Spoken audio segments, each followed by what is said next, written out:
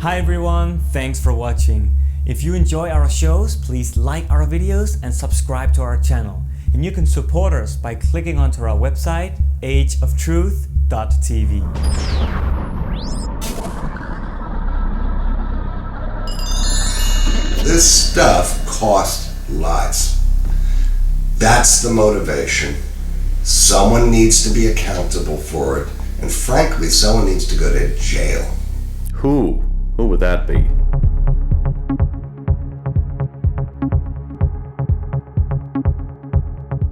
Hello and welcome to this edition of Age of Truth TV. I'm Lucas Alexander in Copenhagen, Denmark. It's the 24th of September 2019, and the interview you're going to see today was done on January 25th, 2014 with a former member of the US Air Force Security Police at a military base in England, Larry Warren.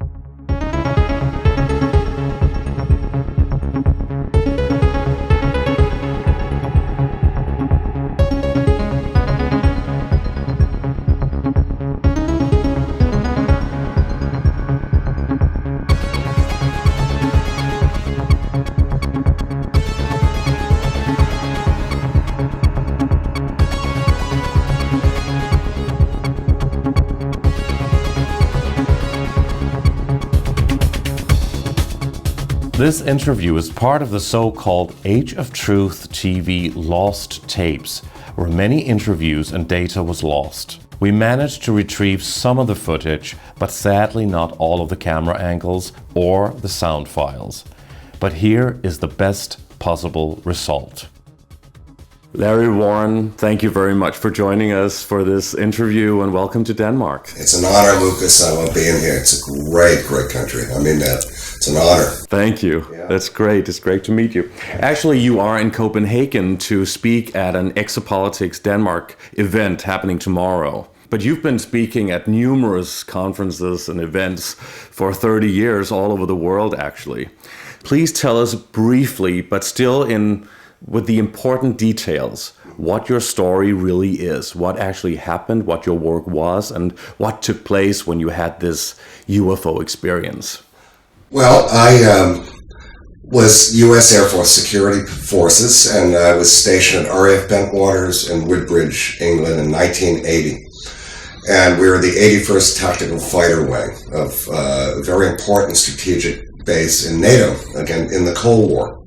These events happened in the height of the Cold War, and very quickly I'll say what makes these events of extreme defense significance, and I'll say it if others won't, is that we had a large backline stockpile of tactical nuclear weapons on our base that were adversely affected by elements, parts of this phenomena. And that to me is of extreme defense significance to Britain and the rest of the world. So there you go. And what we do is we protect the assets. So we were combatants. We're highly trained to do what we did, and before we even got to the bases. How old were you? I went in the Air Force at 18, and I was 19 when I got to RAF Benton. That was pretty young, huh? I was a young guy, but we were well trained. I mean, majority of us witnesses were from 25 years to 19 to 18, so we were young men.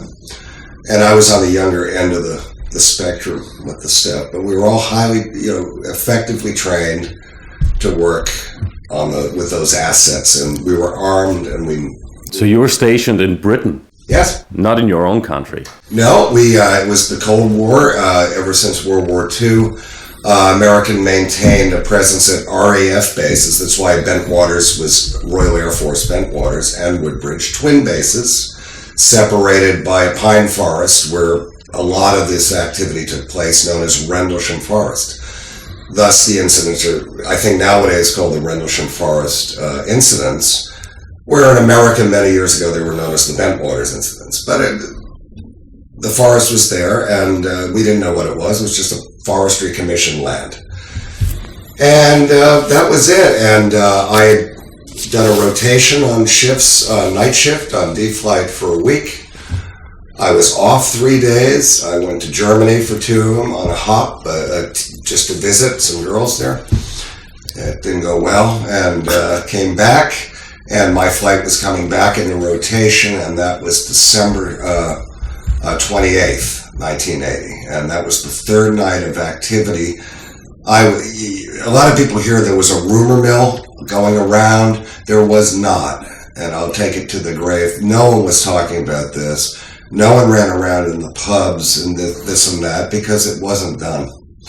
The point is, when my shift came back, I didn't hear a thing that there had been 2 previous nights of extraordinary UFO activity between the 2 bases. So I had no knowledge what I was getting into.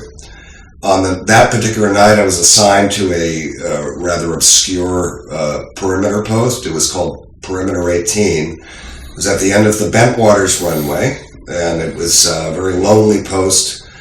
In the weapons storage area, there was an 80-foot tower, and we'd have to maintain radio contact all the time with Central Security Control. On Motorola radios, we had 4 channels. And my position was, in case the Russians try to parachute onto the runway, and take our assets, to shoot at them, basically. I hoped it wouldn't happen. But I noticed something that night. Something felt weird. You got this kind of sixth sense. No previous John and Jim's thing had happened 2 previous nights ago before mine, so I didn't know.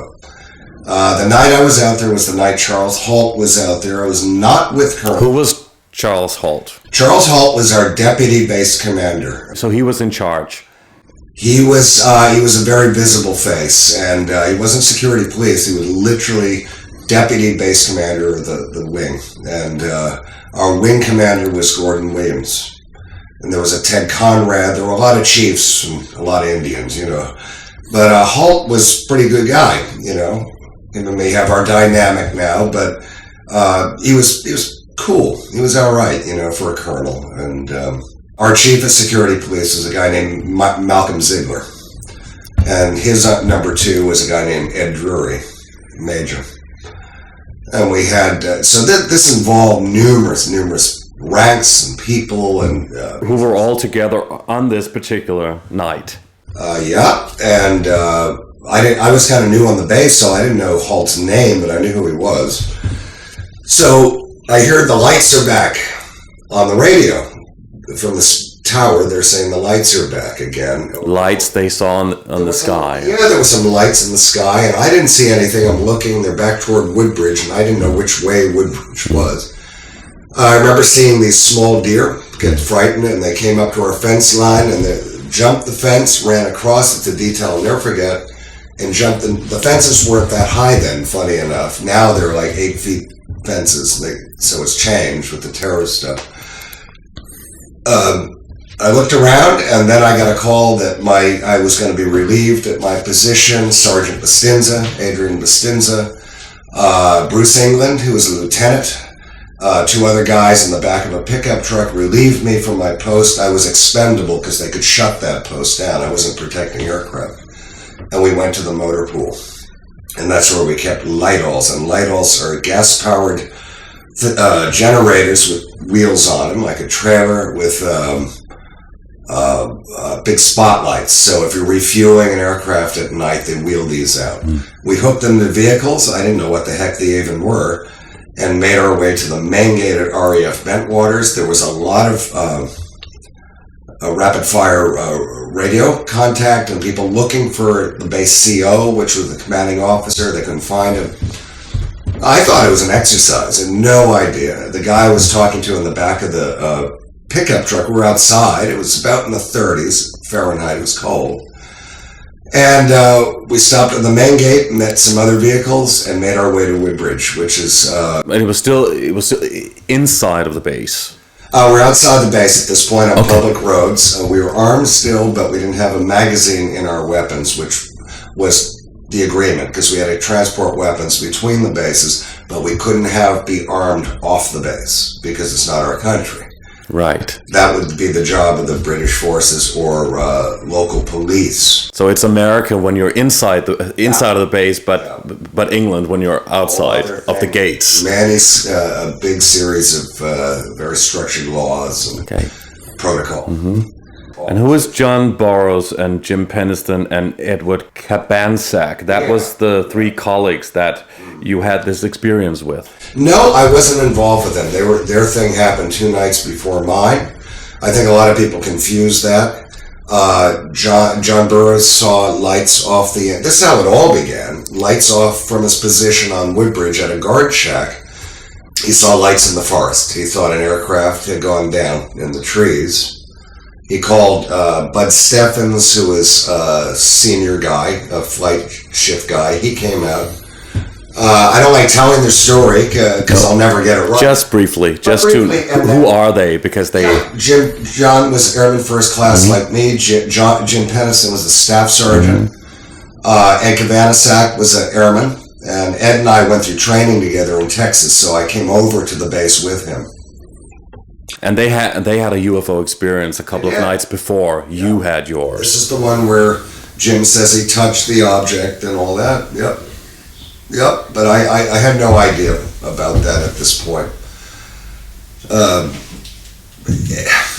They got out there and they relayed everything and they pursued this object. They got to it, and as Jim tells the story now, I mean, he approached it, put his hands on it, he took notes and got a binary code download. And I mean, I'm not going to say that didn't happen, but I know in my training, because he likes to go on about how, his training and, how professional he was. I remember in my training that if you see something unknown like that in the proximity of your base, you conceal yourself, covering concealment it's called, and relay information back to get backup, not walk up and just put your hands on something that's floating off the ground.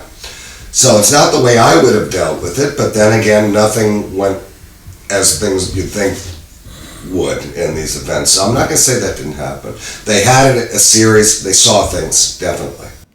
It could be some kind of hypnotic state, maybe, or... Yeah, it could be a lot of things. There were outside influences on us, and then after the events, we were all pretty much abused. Like Colonel Holt says, people were meddled with by the intelligence community, not AFOSI. It was the Department of Navy, Naval Intelligence, who controlled the whole bag on this thing, and National Security Agency. And I do believe I was the first person in the subject whistleblower to link the NSA to the phenomena and how deep they are in the UFO stuff.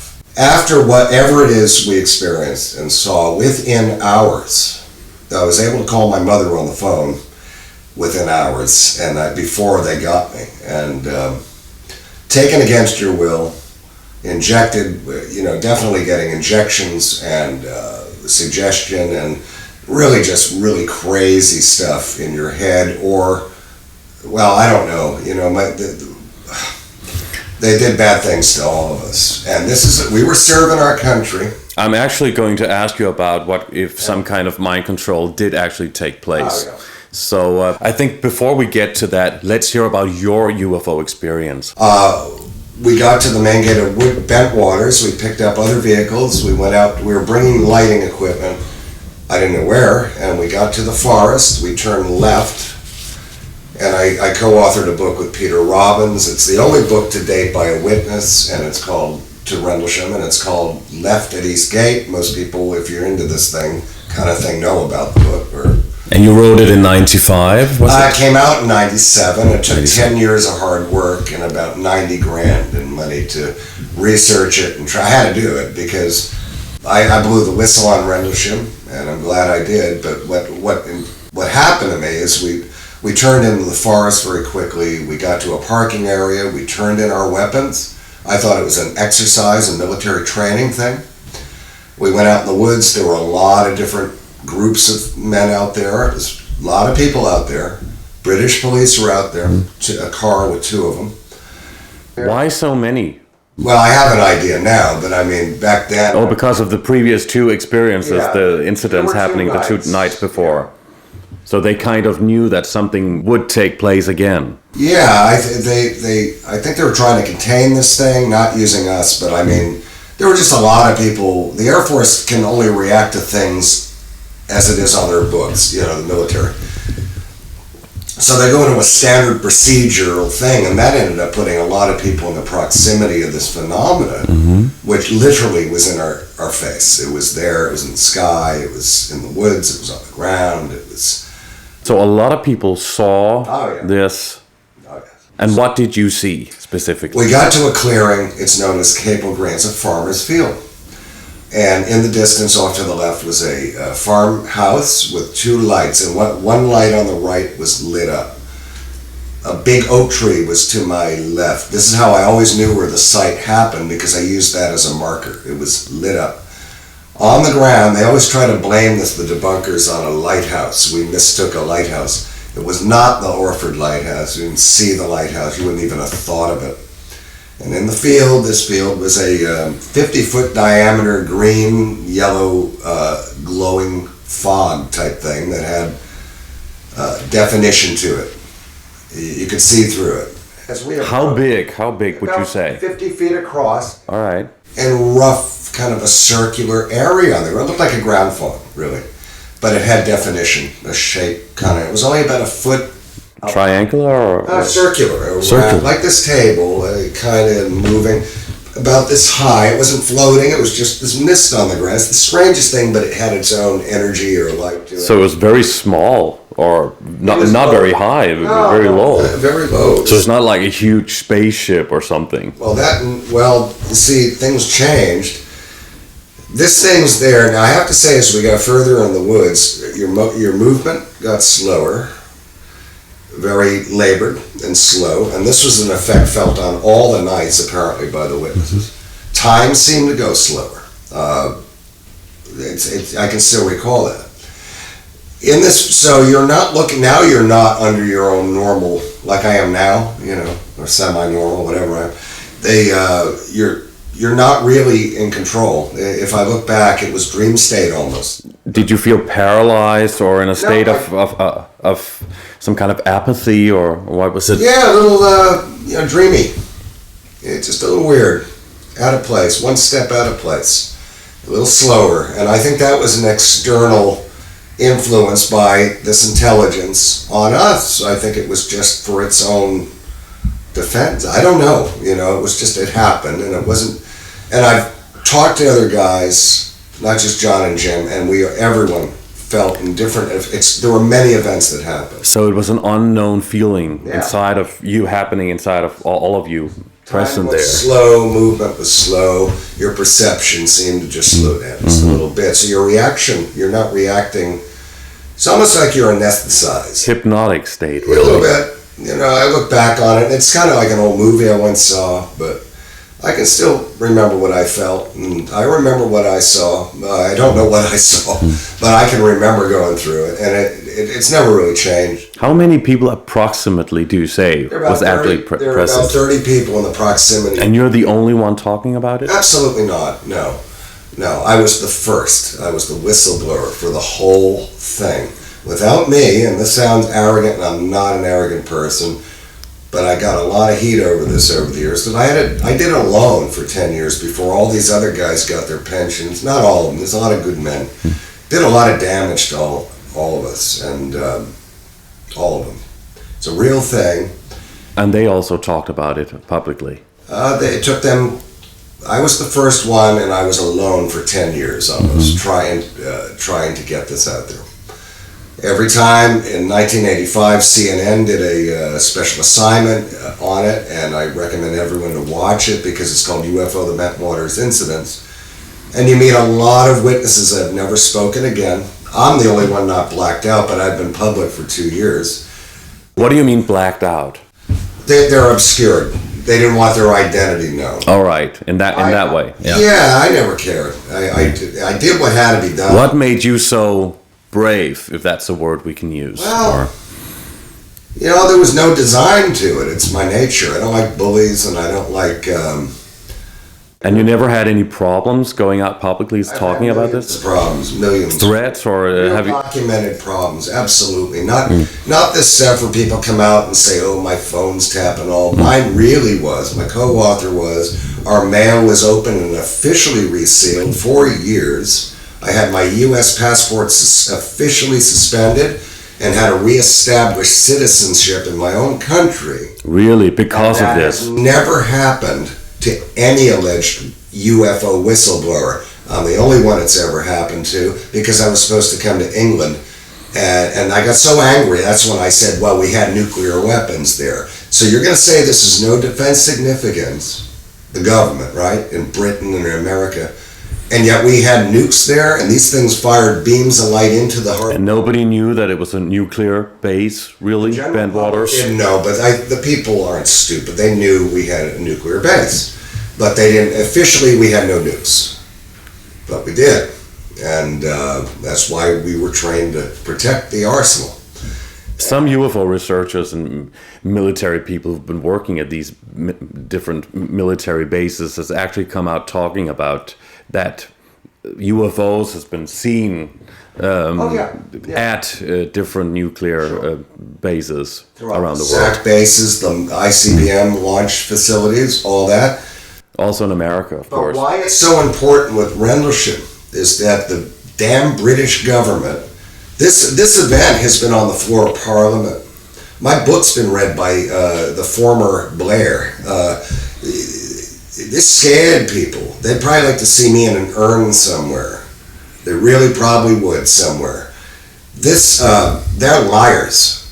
Because this costs lives, you see. This is the motive. What motivates Did it really? actor? What motivates anyone? This took lives. In what way? Well, we had 4,000 people between these two bases from every far-flung corner of America. Different religious views, different things. Some people thought it was the devil. Some people were not given aftercare. Is there an aftercare for UFO witnesses? And the military sure didn't have that.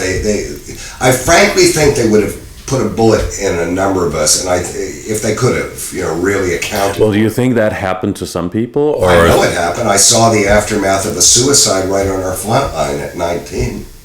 Yeah. So was it suicide, or was it actually... Shot himself in the mouth. This guy wanted to go home.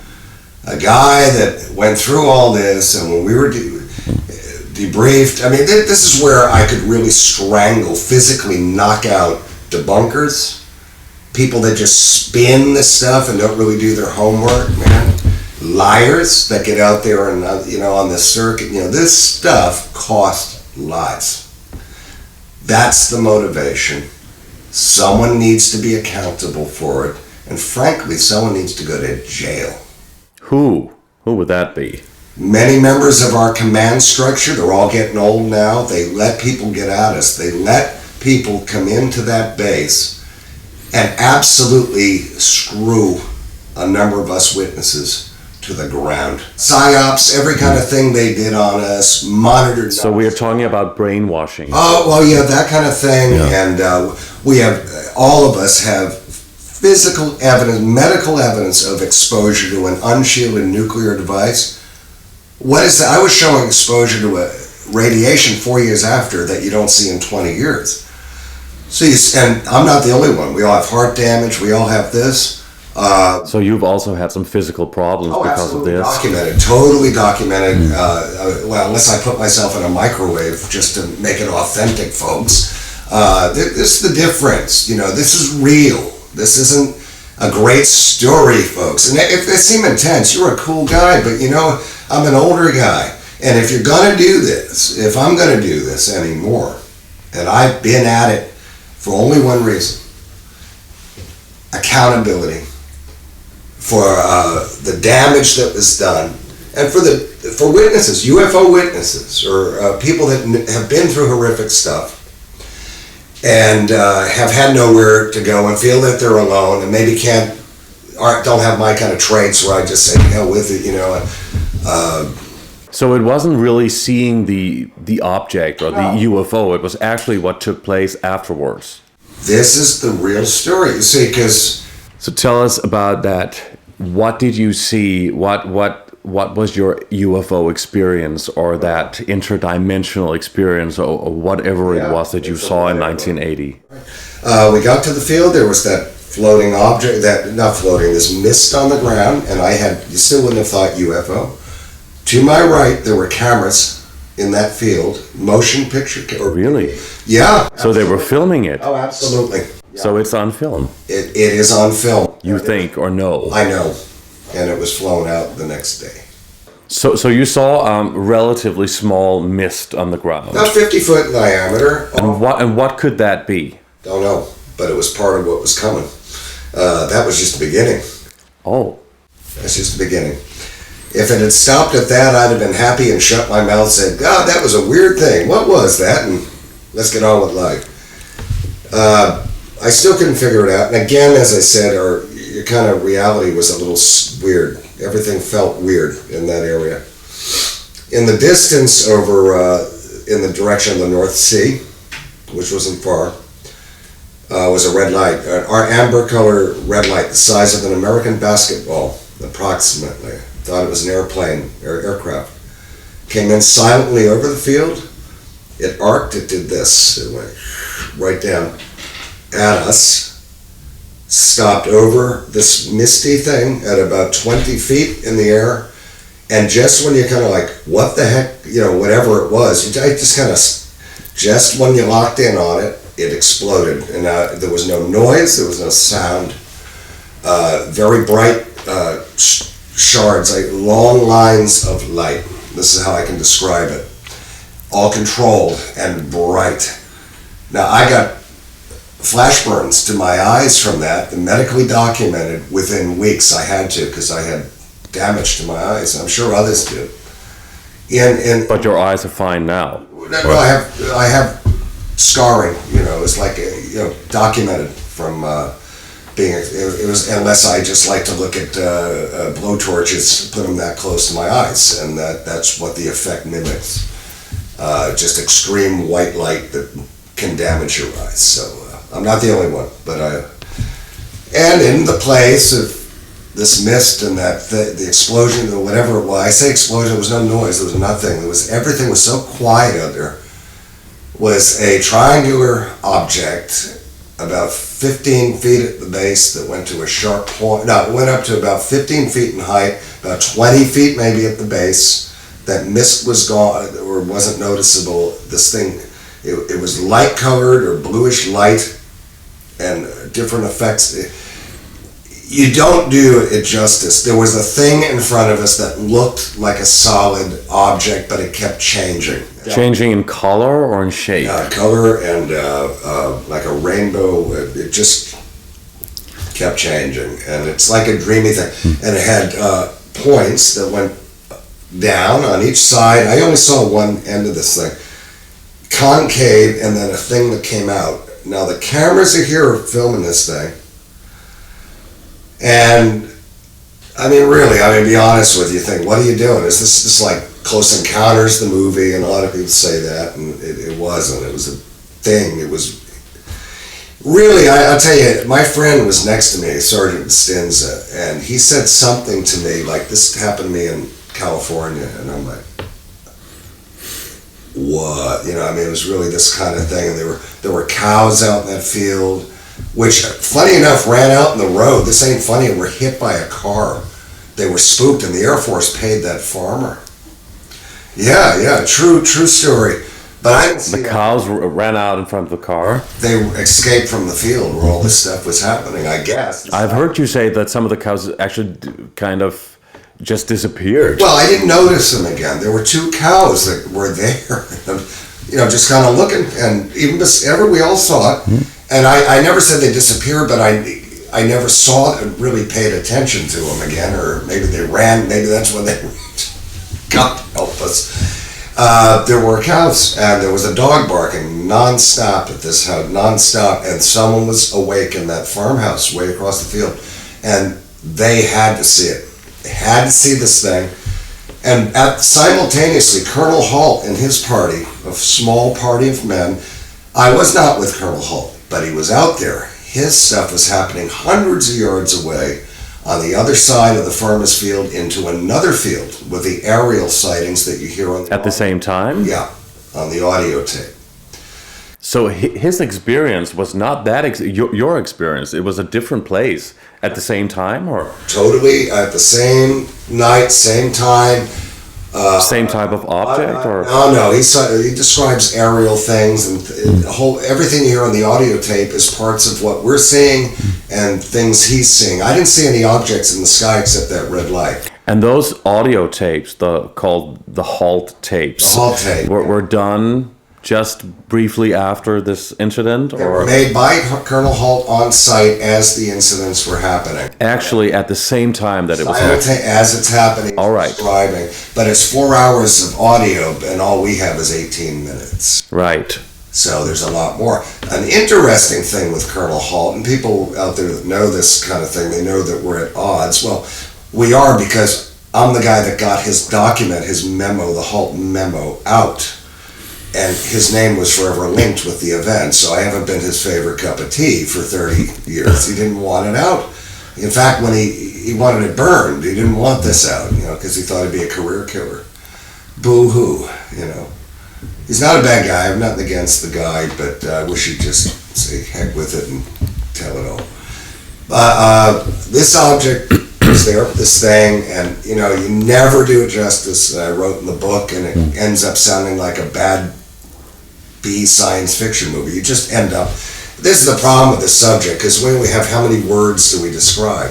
And then it gets worse, because to the right of this delta appendage, and this is the controversial thing, and no one wants to talk about, and yet I'm not the only one that says it, is that this bluish light about 3 feet off the ground came out, we're separate. And I really felt like I'm separate from myself watching all this, like it was... A bluish light coming out from this triangular shape thing. It just came, I could show you right in the field, right, this is where it was. Moved out a bit, and it started to fade in color.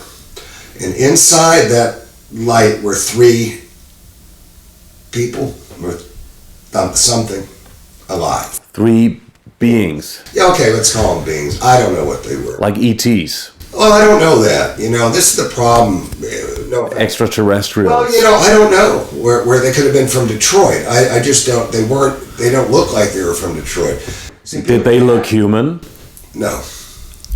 What exactly did they look like? They looked like little, really thin kind of, and not their traditional big-eyed. There were eye things, the eyes.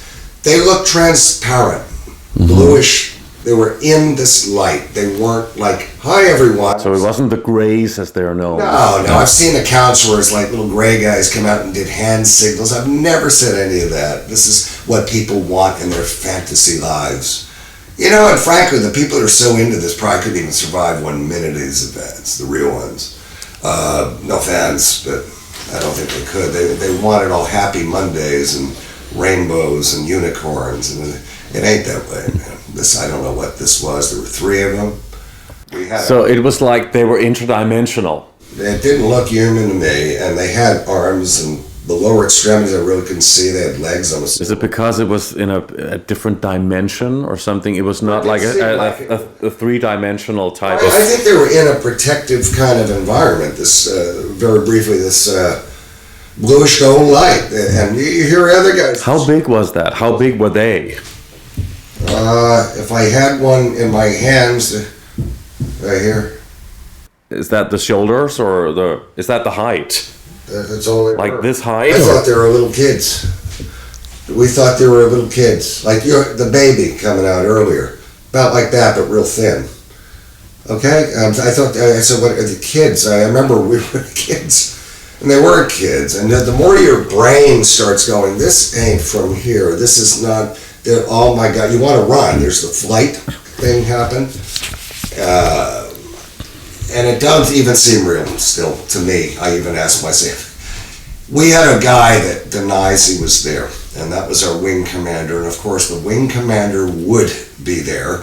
He wouldn't stay away and let it be dealt with. Okay, when you're having these objects virtually threatening your base, maybe. But all of the other people who were present also saw these three beings inside of this blue light. Absolutely, come on. Sure. And did you talk about that to anybody afterwards? Did you speak about this experience? We shut on the base. Yeah, afterwards. Oh man, this is where all the problems started. You see. So you never had a chance to talk to your colleagues about it? I did. I eventually talked to two guys, and one of them I just spoke to last week. He just returned to the States from China after many years. There's so many things that happen in this. I got to this field called Capo Green. There were cameras in place. There were numerous military personnel in that field. There were I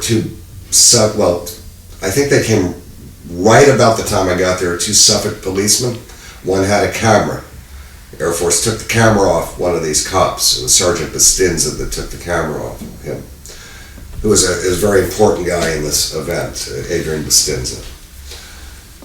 This mist was on the ground, about 50 feet in diameter. You could see through it. It seemed to have a shape to it, almost like a circle. What kind of color did it have? Greenish yellow, and you could see the ground through it. There was no snow on the ground, even though it was a grass field. It was England's very grassy, in the winter.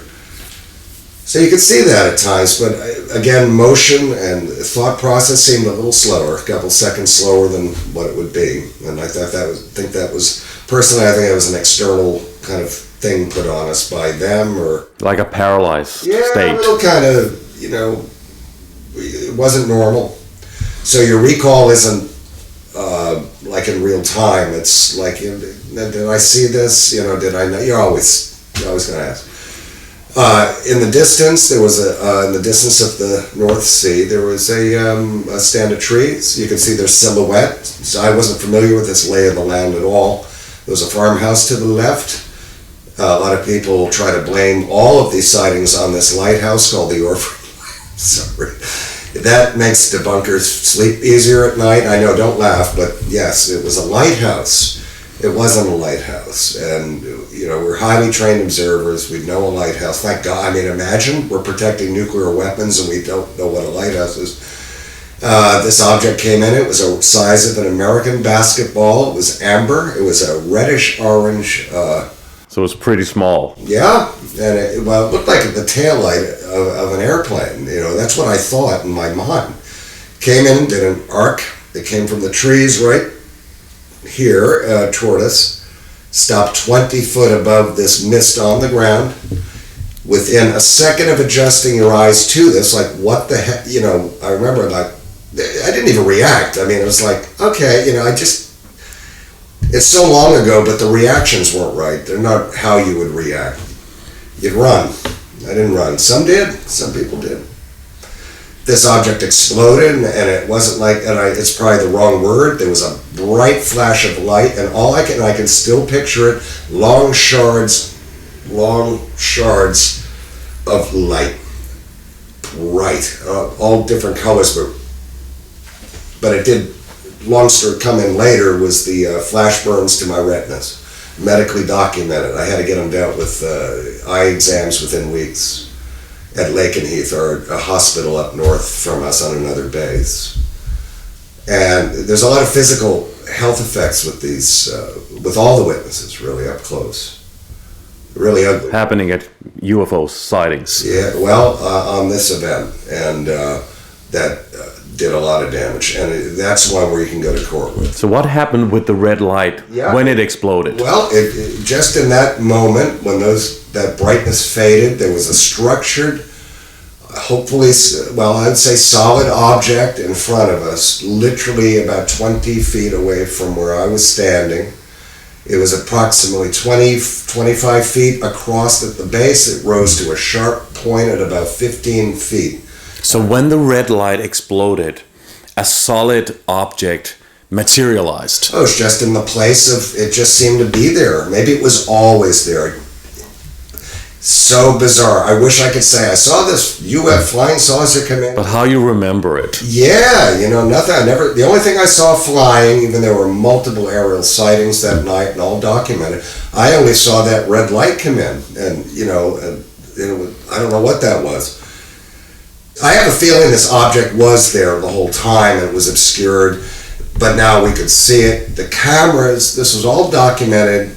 Video at that time, very big cameras, and a motion picture camera, and there were still photographs because I saw the flashes all going off, and they were cameras, they weren't people, alien things. And in the place, so I'm close to this. So it's like people already knew that this was going to happen. Yeah. So they could film it or what? Absolutely. That's a little strange though, isn't well, it? I wish I knew the rest of that and why. That I don't know, and I wish I could tell you, but if I don't know, I just say what I saw.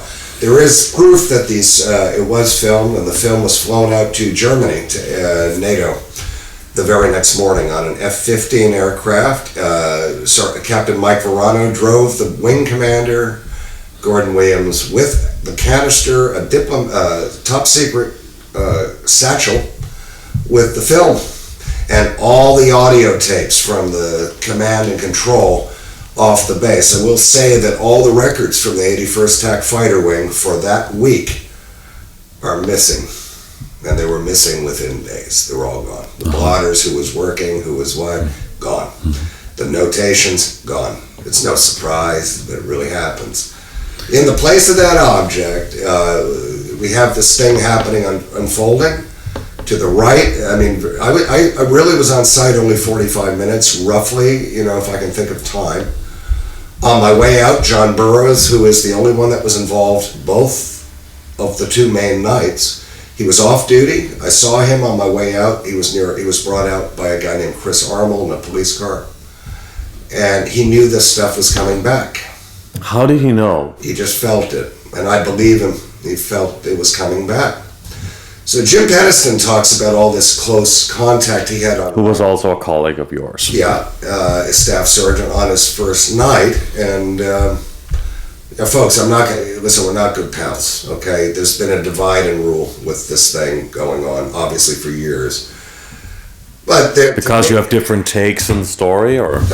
We have different agendas. I don't have a penchant.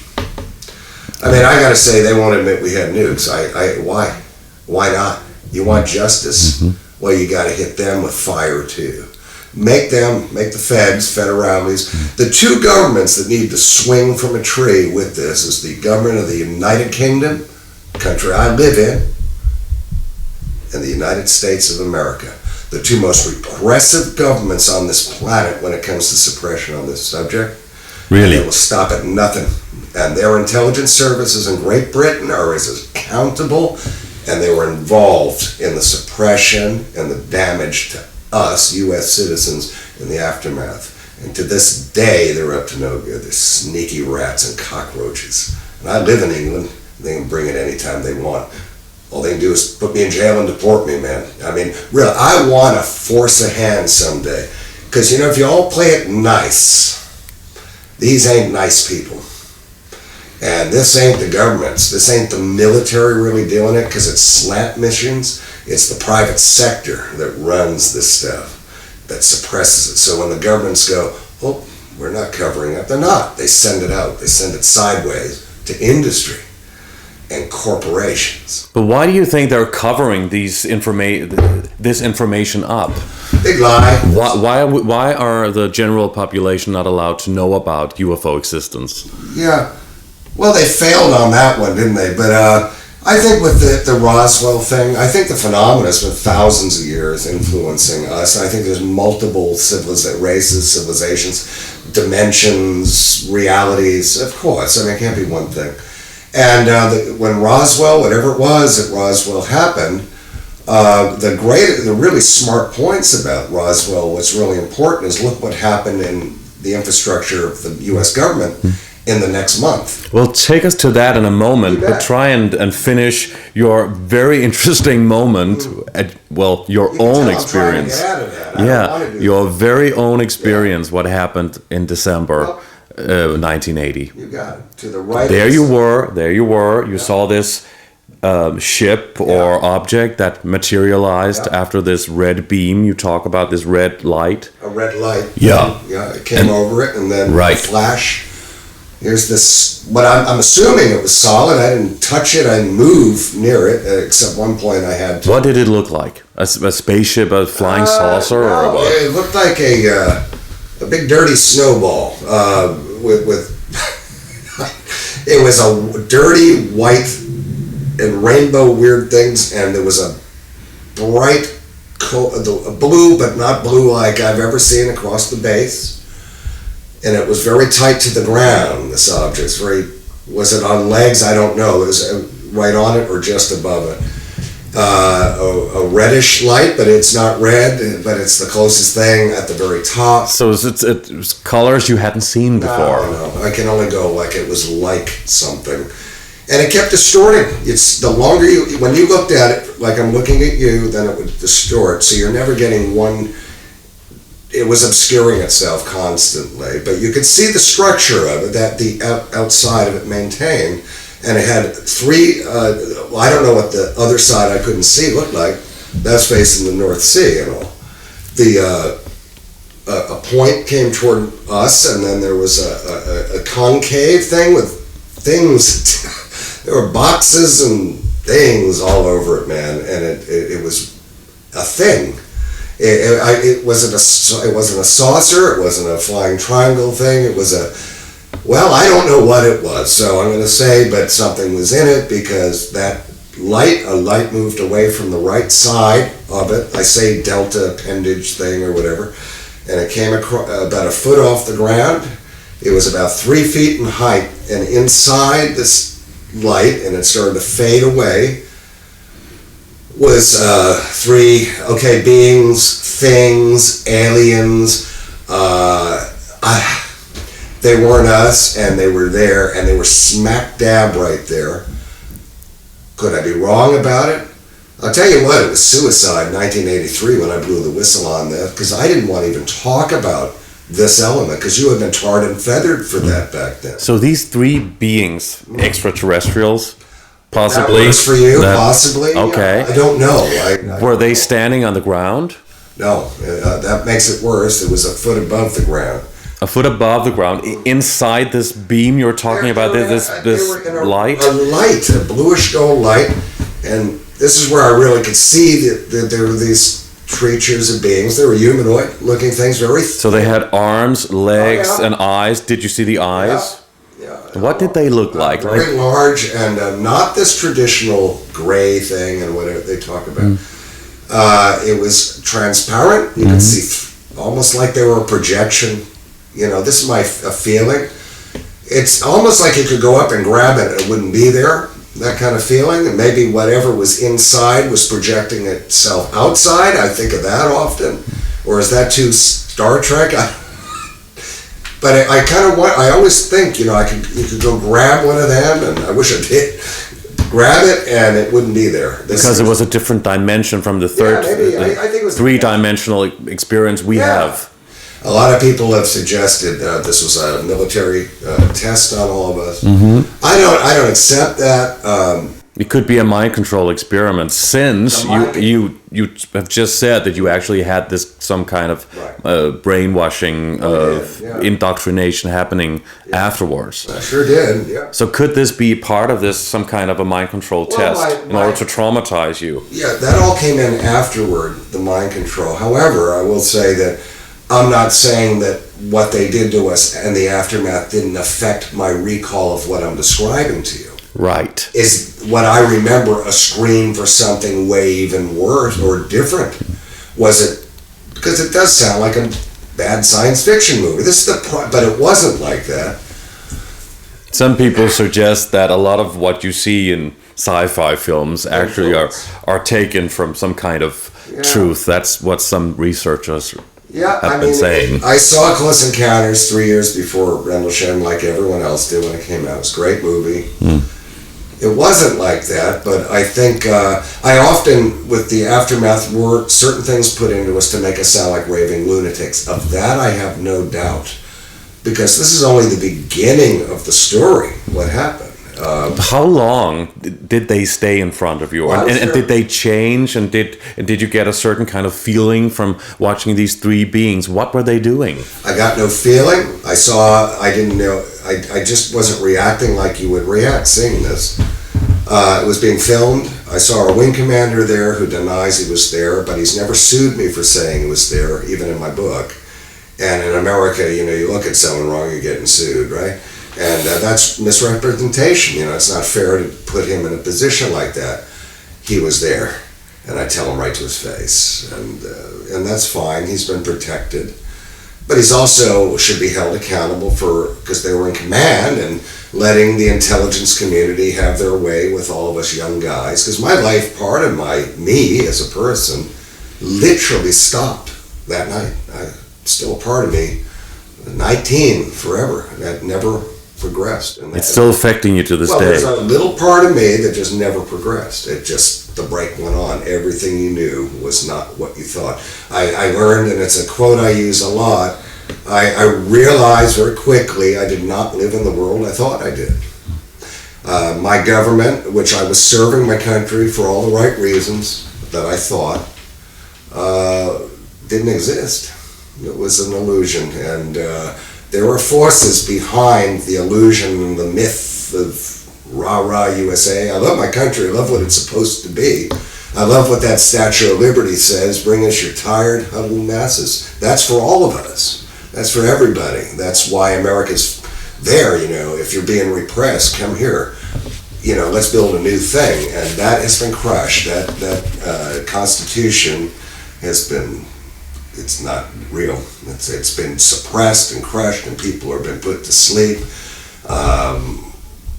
And we all know, everyone knows that. And if you don't know it, you got to wake up, man, and stop watching X Factor and Strictly Come Dancing and whatever delusional Rihanna's next drug binge or Justin Bieber running people over and probably being allowed to get away with it. Because these are the icons. These are the important. So that's just a diversion?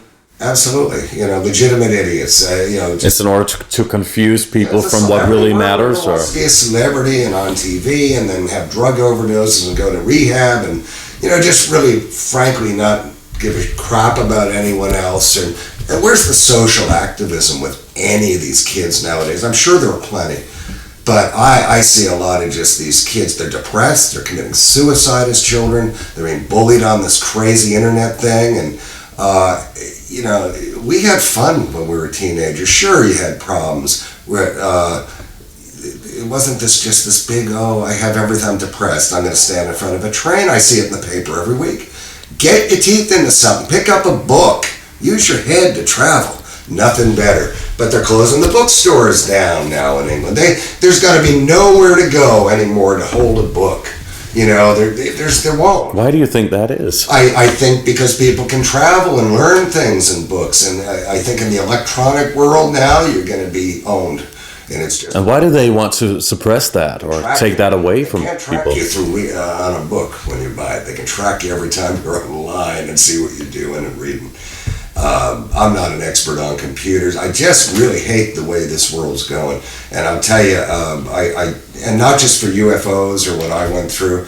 I'm real active. I really feel you got to contribute something. Sure, I'm a UFO whistleblower, and some people say, those people are nuts anyway. Well, if you feel that way about the subject, you owe it to yourself to take about an hour or two to really study the real history of it.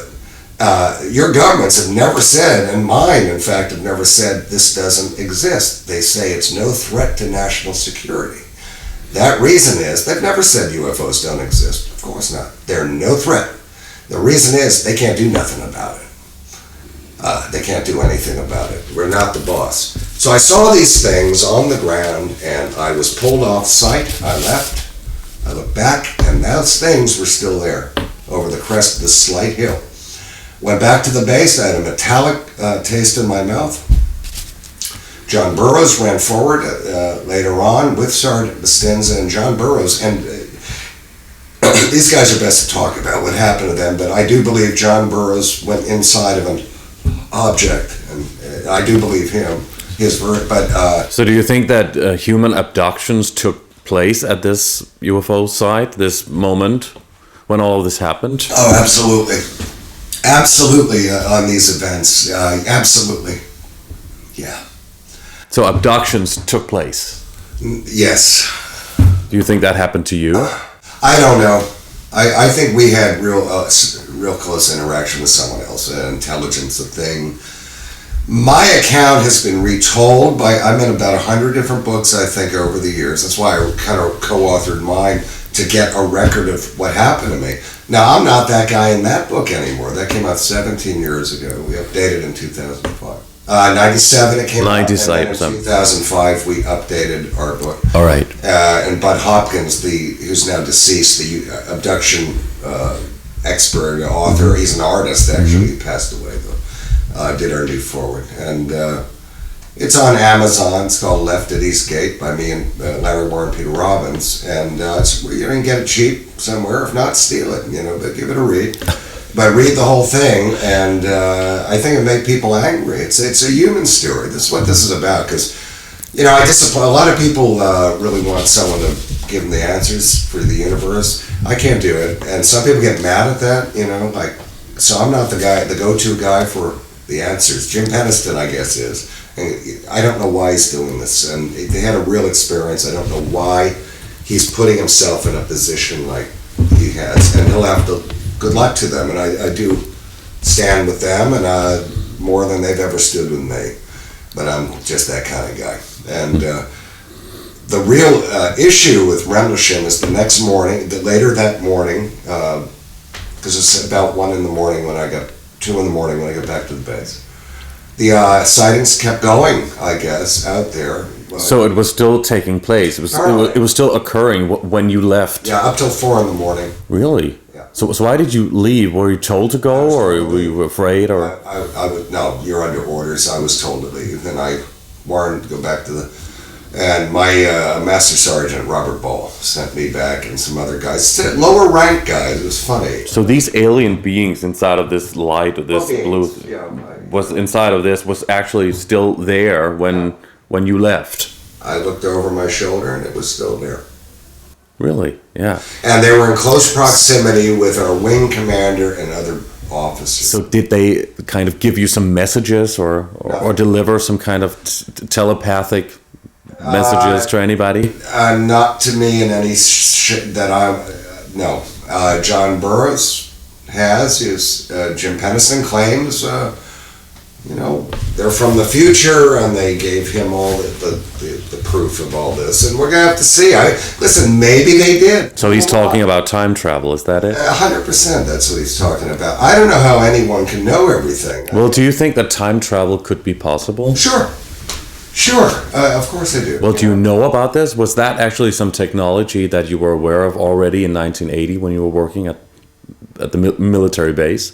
Not with what I did. I knew how to work an M16 machine gun and how to use it, but no, I didn't deal with any exotic aircraft or any of that kind of What type of technology and equipment were available actually when you worked in the military in 1980 already? Some people say that they have technology that are like 80 to 100 years ahead of what the public is being told. I don't believe that. I don't. You don't believe that also today?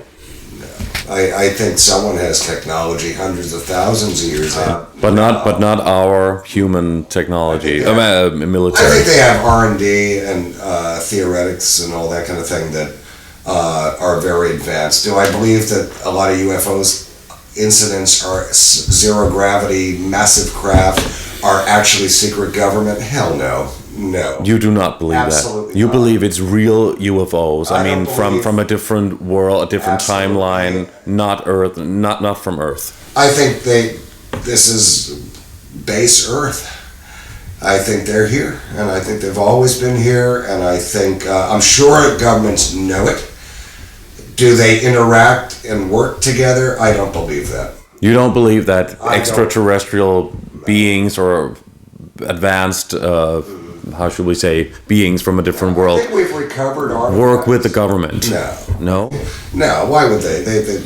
Well, if they're here on Earth and people, the government are aware of it. Governments have been here. That's the problem. Why are they going to interact with bugs? We're bugs. We're bugs, man. I just, when you see this phenomenon, I've seen an object once that was the size of the USN Nimitz. It was massive, man. And you know, I've seen two of these things that just couldn't be in the air, but it was. And I was with hundreds of witnesses.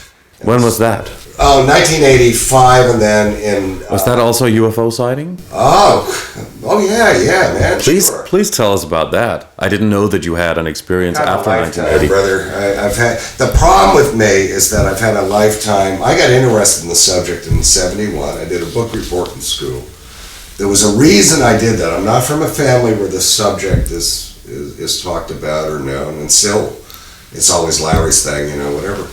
And I've had support from my family. They know I went through something real, but it bothers them because I was hurt by it, you know, and you know the government. And but it's not it's not a UFO family by any means. And but I've had a lifetime. So what did you see in 1985? I didn't need Rendlesham to happen to me.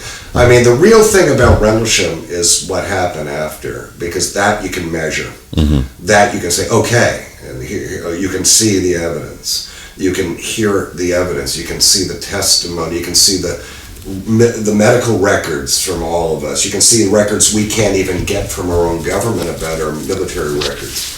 And then you come away and say, well, yeah, this something would have happened for real to these men, and it was suppressed and covered up. And we need accountability. So, I mean, there's 33 years, it unfolds daily. I will tell you this in a nutshell, because I've learned an awful lot more about what Rendlesham was.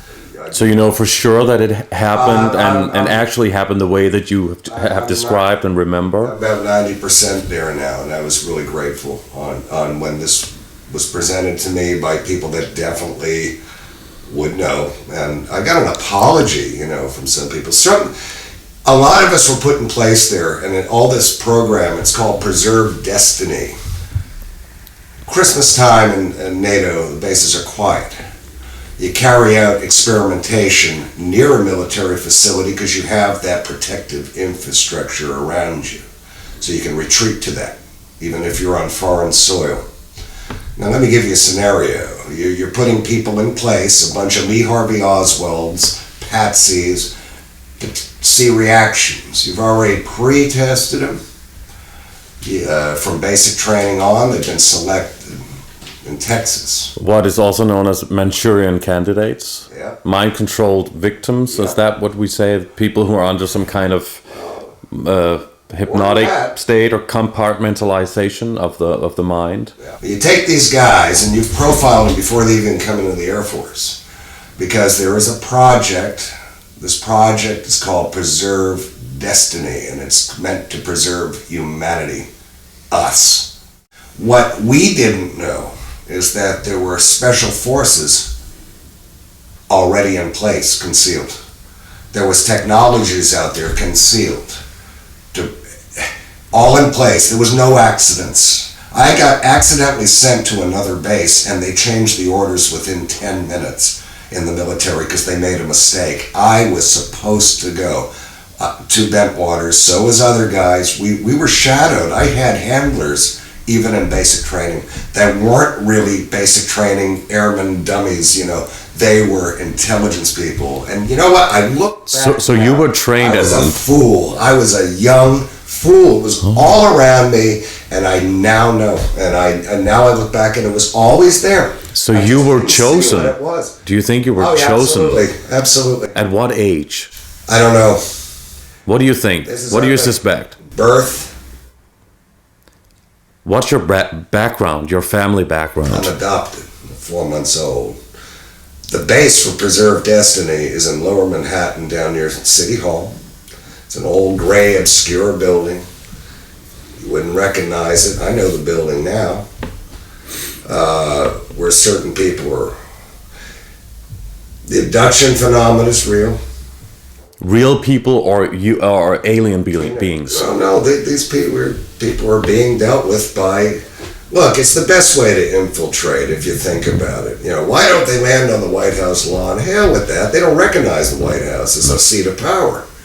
So it's top elite people. That's what you're talking about. I do believe that now. It's people within the government, first time I've ever talked about this publicly. Right. I became awake to it about 4 years ago. So you were programmed. You expect or suspect that you might have been programmed from early childhood. Yeah, I had experiences as a child.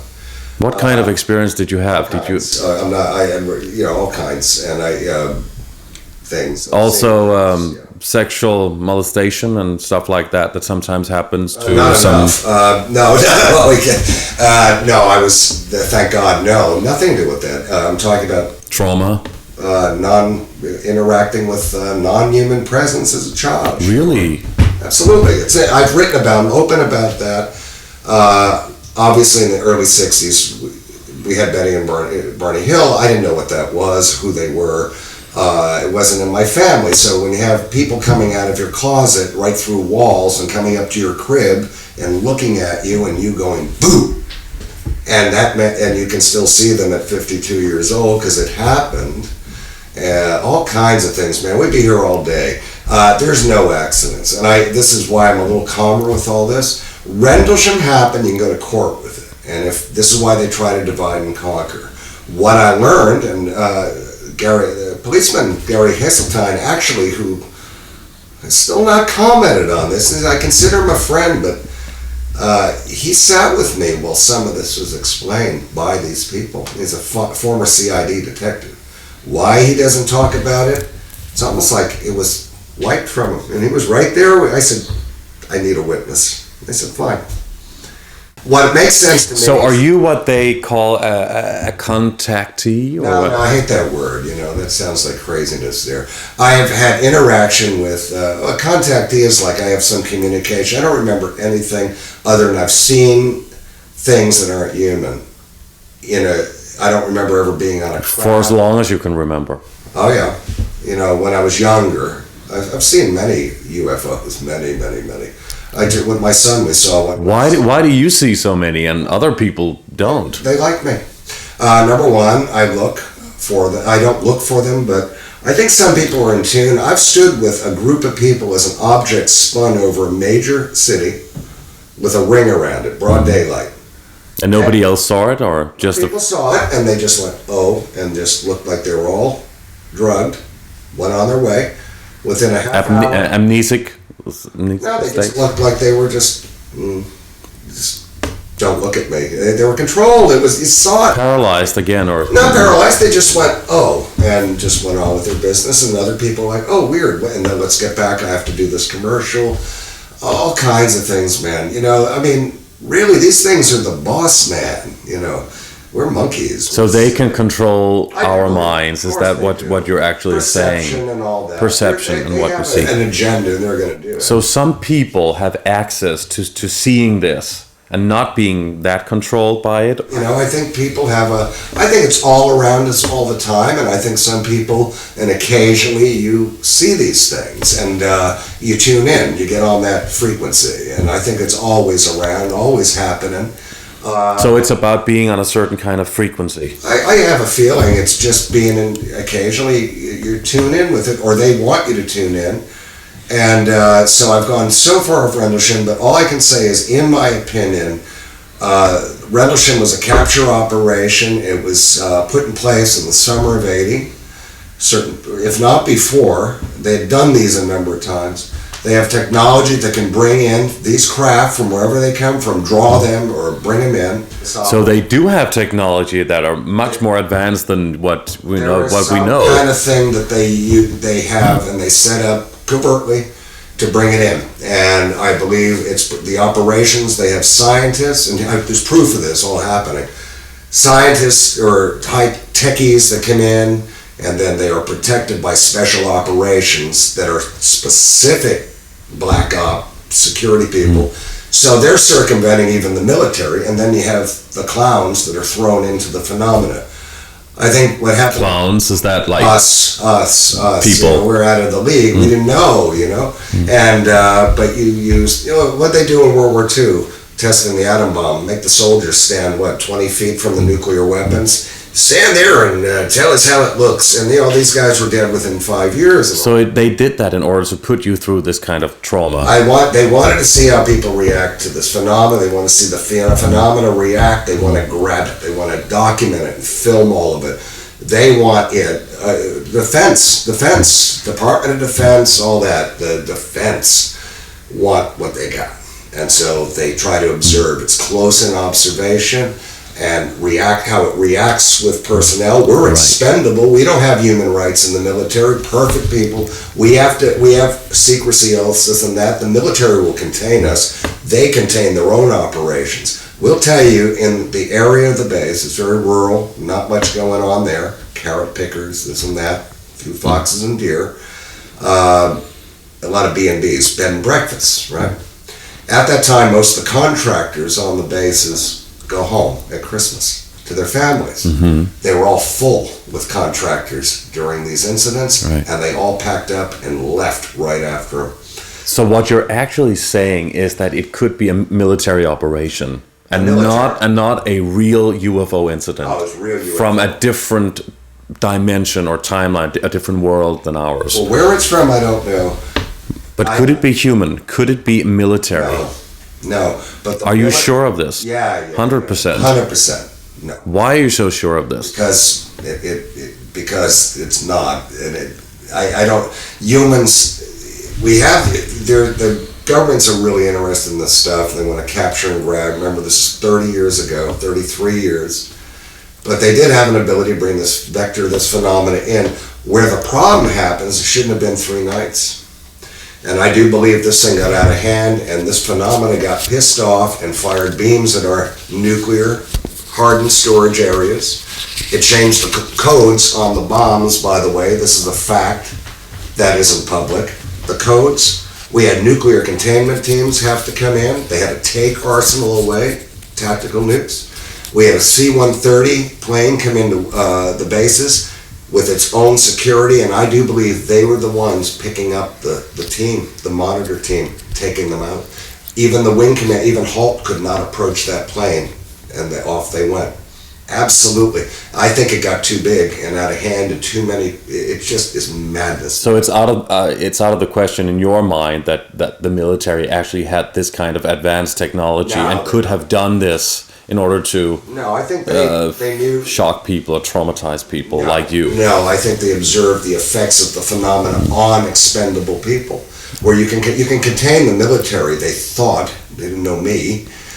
They made a big miscalculation with me. But I do think some of us were put in place over there, not chosen or selected by aliens. I mean, the government knew this program's going on. I was asked in Texas, went to a thing for a weekend down near the Johnson Space Center. No reason, not a real thing. The Air Force doesn't do that in training. Put in a hotel, battery of psychological tests with a bunch of other guys that ended up on bent waters. So that was prior to going to England. That was summer of 1980, before I went to England, And that doesn't happen in the military. And I used to go, well, that must be a normal thing. So some kind of mind control experiments did have taken place in your life. I see it a whole different way nowadays, and it took me years and years. So do you think, actually, that it could possibly be also this afterwards, this kind of brainwashing you said that took place afterwards? Could it be false memory syndrome that was programmed into your consciousness by the military afterwards in order to confuse or mislead you on a different track, and also now you going out talking about it for 32 years and kind of confusing the population? Could this be real or implemented or something in your mind? Well, yeah.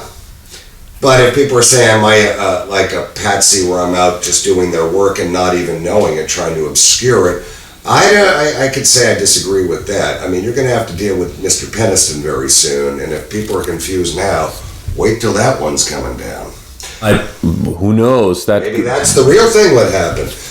Maybe that's another road to go down. I mean, maybe that's another. I'm not discounting it. I don't like the guy's attitude. You know, for a guy with all the answers to the universe, they sure picked one of the most obnoxious men I've ever met in my life. But I'm not going to say it didn't happen to him.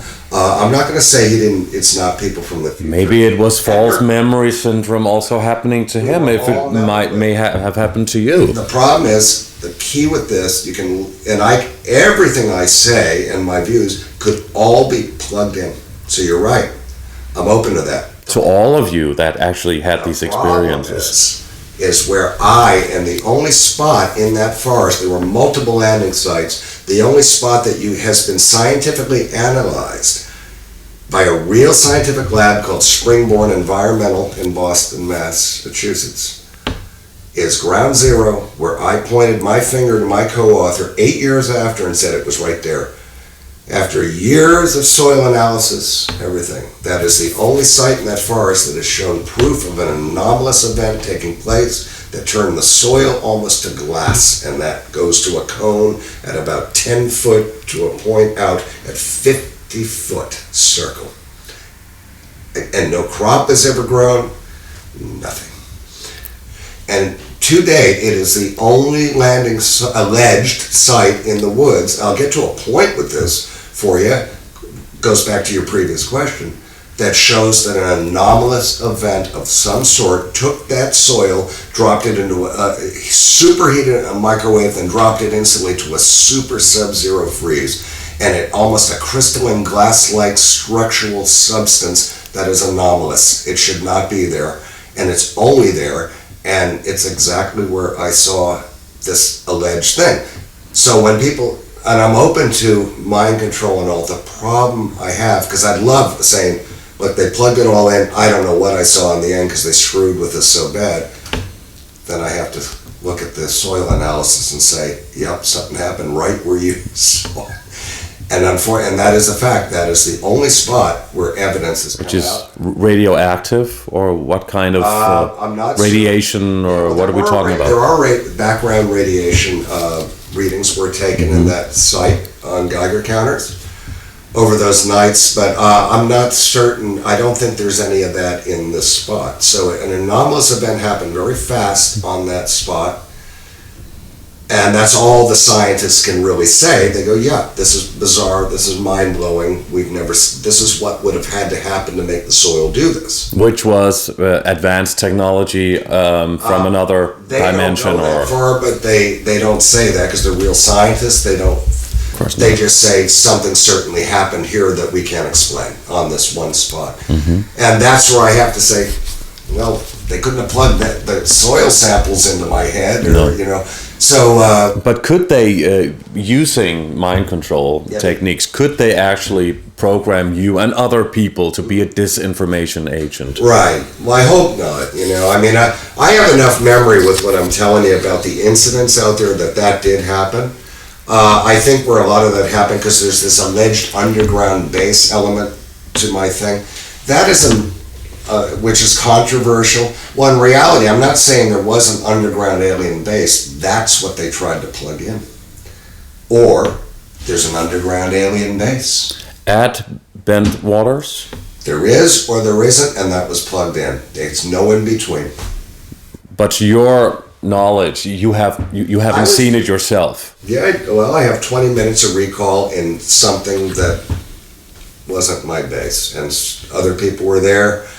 And what specifically did you experience? Know specifically, I don't know. I saw things that can't be. There was things around, and is that something you would like to share with us? I've written about it, and I don't like it, and I don't know if it's real. This is what is plugged in, or it's real. It's real. So tell us the story, whether it's real or not.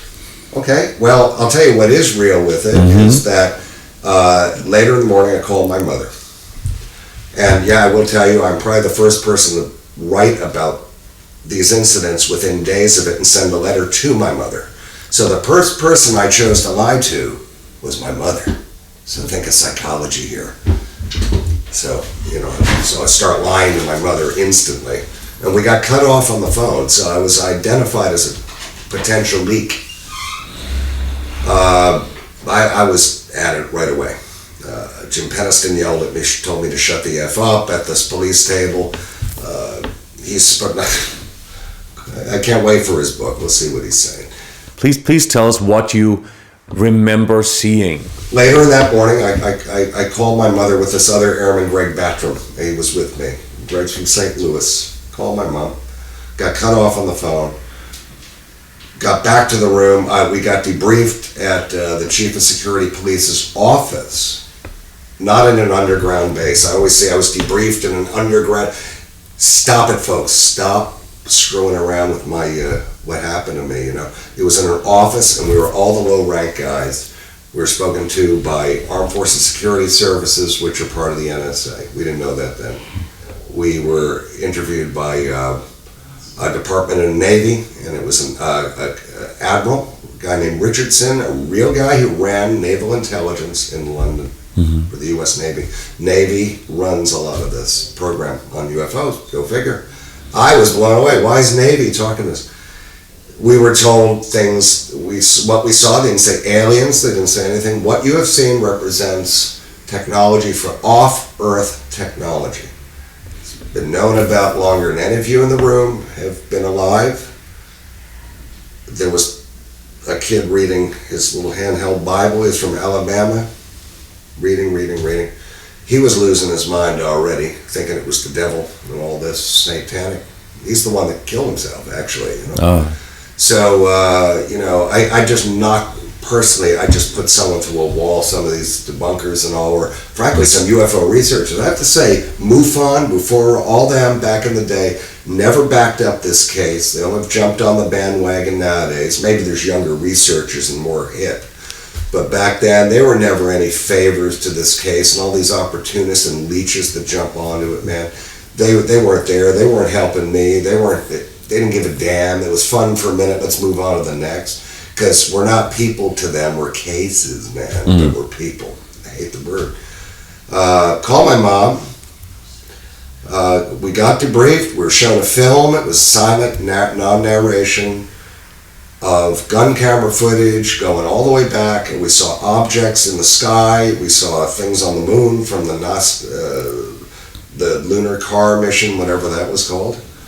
In 1969, when the moon landings supposedly happened. Some lunar missions shown. No explanation, no narration. It was all classified footage. That even if you saw that film, even from then, and there have been other people that have admitted, yeah, the film happened. My chief of security police said, yes, that did happen. They were shown. He wasn't allowed in the room. He didn't go through it. He wasn't cleared. But a movie could be made in Hollywood or I don't know where. Again, this is 1980. There was no Photoshop. I can tell you there's 5th Special Forces on a hill, a fire base in Vietnam, color film, like a guy's filming them. You could see most of them had their berets off, no shirts. Broad daylight, the film camera turned in this valley. It was a lot of vegetation, and this greenish thing lifted right out. You could see the trees, the leaves and everything falling off it, and just went. A UFO object. Yeah. Okay, Freaky thing, that's basically what you're saying. They're on point, and I could tell by the crest it was 5th Special Forces near their. It was a Vietnam. It had to be Vietnam. So that was a long film with different segments different segments. It wasn't that long. Filmed UFO gun camera from sightings, planes pursuing discs, broad daylight.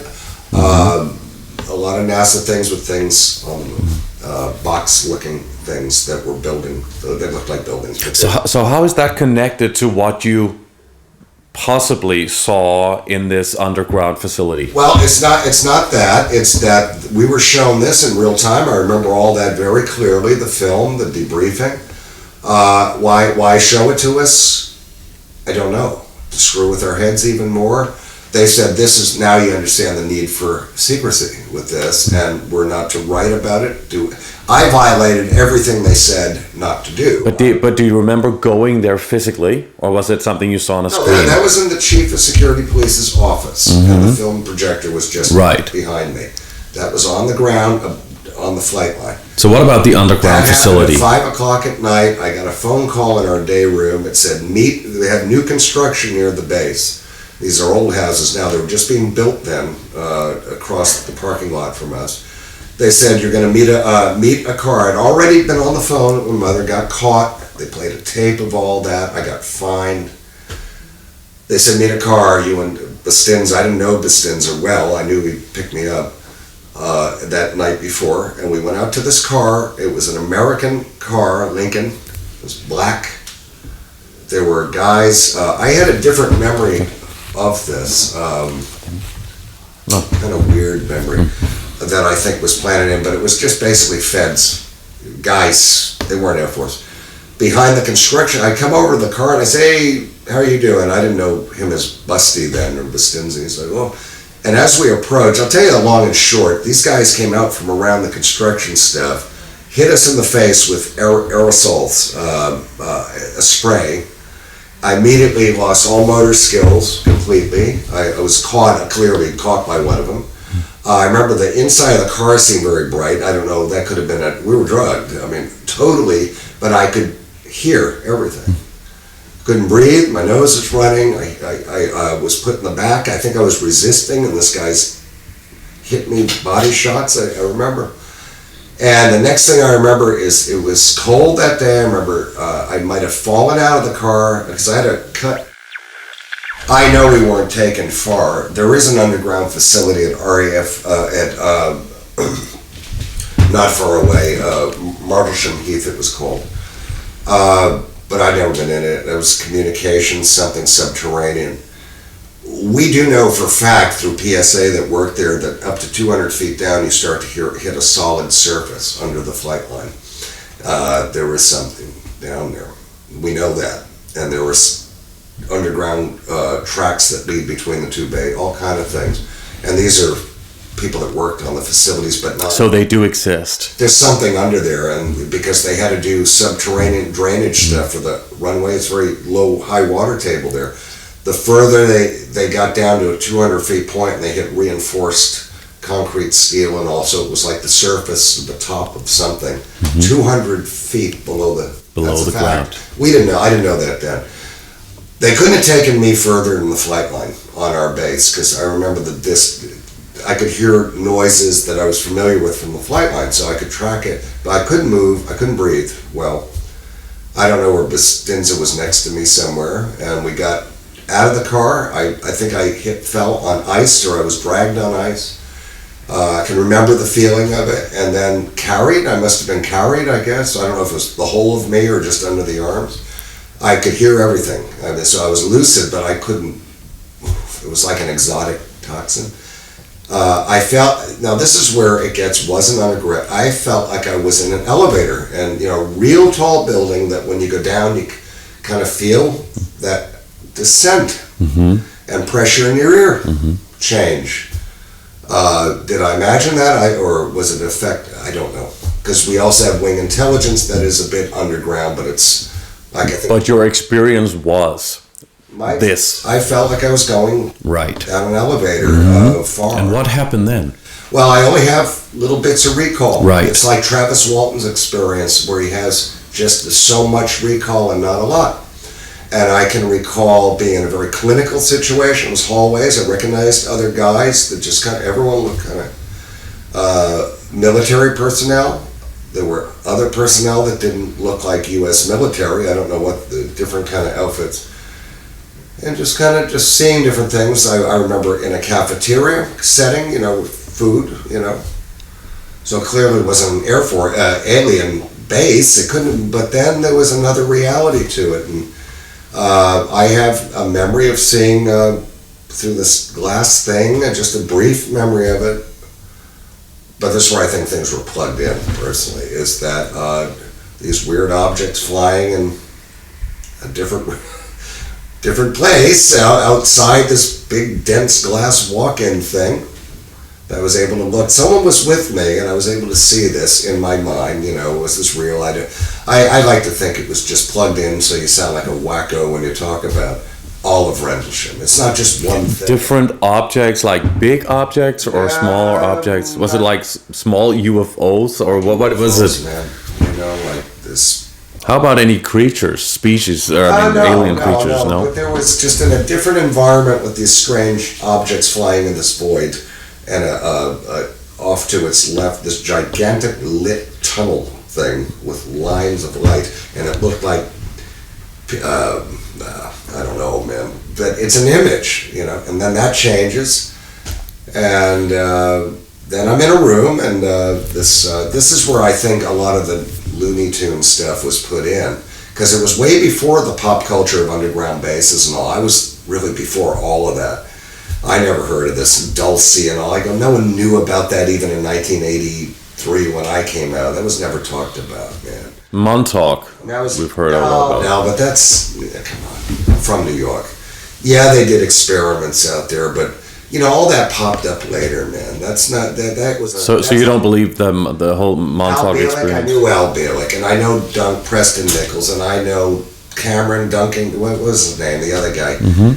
And, you know, I liked Al, you know, the Al time travel, but it's not even Al. He was reincarnated. Yeah, look, my head almost exploded, but I like Al.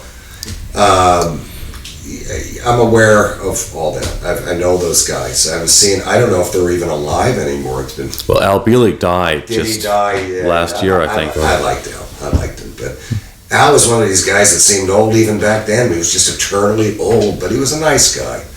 He believed what he was saying. But I wish it had just been, yeah, I survived the Philadelphia thing, not that the guy that survived it died and I'm his reincarnation. I couldn't go with it. I just couldn't. Maybe it's true, but I can't go there in my head. It's too. I got enough problems. Like this place. You experienced enough yourself. Al was always supportive of me, though, and you know, God rest his soul. He's a nice guy. Everyone's got different views. It's probably someone going, "This guy's as nuts as anyone else, man." But this is where I think the mind control psyops happened.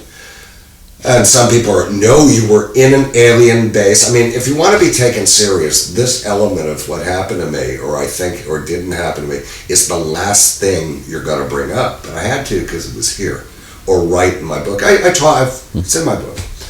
I have a lot of opinions about a lot of the things, but it don't mean I'm right on any one thing, you know. I just have some opinions on things now. I'm a little more certain. But what you experienced was real to you. It seems real, but this is the part where I think, because they had me and where narcotics would have been used. Mm-hmm. I know this guy was saying they were giving me sodium amythol, not pentothal. Amythol, which can kill you. If it's administered wrong, you need a crash cart with you. I remember there was one where I was in a clinical situation, not with aliens. And this is where I do believe they were putting imagery in my head that if I talked about what was going on in the forest, I would certainly by nature talk about this. And I picture in 1982, 83, you're going to sound, you couldn't even say you were abducted back then or had an alien sighting of whatever an alien is. You would, even the UFO researchers, they just like to measure lights in the sky and let's leave it safely at that. So do you think it's now in 2014 that it's a better time for coming out with all of this information? Yeah. Are people more open-minded today? I don't know how. I'm not open-minded to everything. You know, I'm like everyone else. I think people need more of a filtering device because I do think there's a lot of frauds out there. And disinformation? I don't even. Disinformation is giving someone credit like, okay, they're lying, but they're doing it in the service to the state or the service to humanity, or how about they're just plain bullshit artists? Can you swear? But that's also what disinformation really is, right? But it's almost giving it kind of a James Bond kind of angle, and other than the fact you're just a lying sack of crap, and which I like to keep it simple. And the problem is people like that, and I don't know who's, you know, the current hype nowadays. I think in this particular field, UFOs, you need more women in it. We need more black or colored people in it, or people of different religions, and younger people. Speaking of women in ufologists, Linda Moulton Howe is somebody who's been quite famous for making UFO documentaries. Yeah, Linda was someone, I watched her, Emmy Award winning. She did a great documentary on the mutilation. She's a newswoman, you know, and highly educated documentary filmmaker. And you got Emmy Award, very big thing.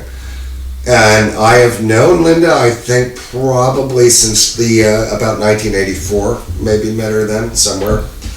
And she was well known for doing good work and all that. So in 1985, she interviewed me, and it plays on a tape recorder.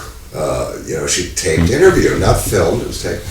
and a hotel in Connecticut, New Haven, Connecticut. And she had a yellow dress on, and I remember it. Cute little number, and still looking pretty good.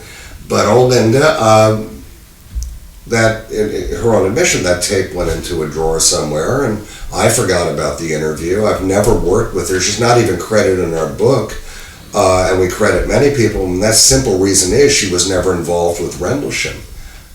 I know you'd be surprised with that, because many, many years later, after I did all the groundwork, when John Burroughs got published, she started working with him. She was at the 2010 reunion with John and Jim, and I think they've fallen out now. I don't know what they're doing.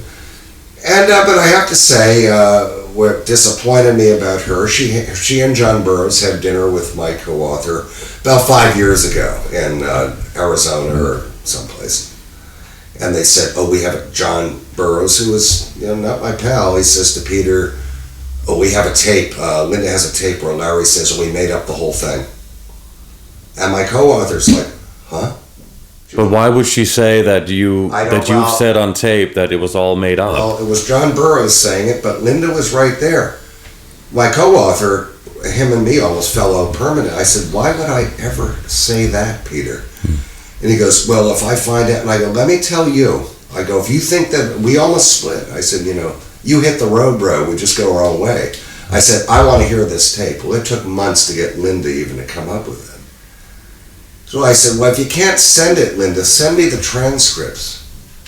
Folks, on my life, I got the transcripts, and I'm thinking, could I ever have said, hey, I made it all up? Why, what? I have to see it. Well, I found a copy of the tape in the States in my sister's basement. It was this old thing. She must have sent me a copy in the 80s. And it was kind of degraded, and I'm like, I can't really hear it well. But I got a whole transcript, and she didn't want to send them.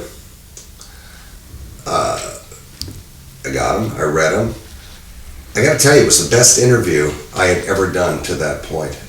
In fact, there are details on that I wish I remembered years later. When you wrote the book. Yeah, that I'd forgotten. It was just a thing we did, and she obviously didn't mean anything to her either. Rendlesham, with my debriefing thing underground, personally, I think that's where the plug-in thing happened. Was it underground? It could have been in someone's house. And when you say plug-in, you mean it was mind control, it was under... Suggestion, very powerful. Right. There's very good ways to be able to do that, and they could do it in 1980. They've been doing it since the 50s. Yeah. MK Ultra. Since the MK Ultra project. And I think that's the mind control thing, and it better be, else we have a weird relationship with someone else. But I prefer to. Yeah, obviously it makes sense. That's the part. And but I can still picture things, and I go, that ain't right. So why is it important for you to still talk about this when it happened in 1980 and it's 2014 now? Why is it important to still talk about this if it could be real, or, well, in your case, you feel that it was, of course, very real, but mind control also was part of it. Yeah, but that's the underground. So what is your basic mission in going out and talking about this? And now you're taking part in this Copenhagen UFO research event tomorrow, and also presenting your story there. And so why is it still so important for you? Well, I don't pursue this kind of public stuff. It's all, again, what's the motivation? It was the damage done to my brothers. It's the damage done to people worldwide that have seen these things that maybe couldn't handle them. So I try to be an advocate. If I'm going to do anything good, is two things in life, is be a good dad and be an advocate for UFO witnesses and hold these bastards accountable that really are part of the bigger picture of suppression and lies and all. There's just one aspect of it. And just tell people, this is one that really don't give up on. It's not a lighthouse. It really happened. And it hurt people. It took lives. It has affected lives. It affected all our families like a pebble in the water.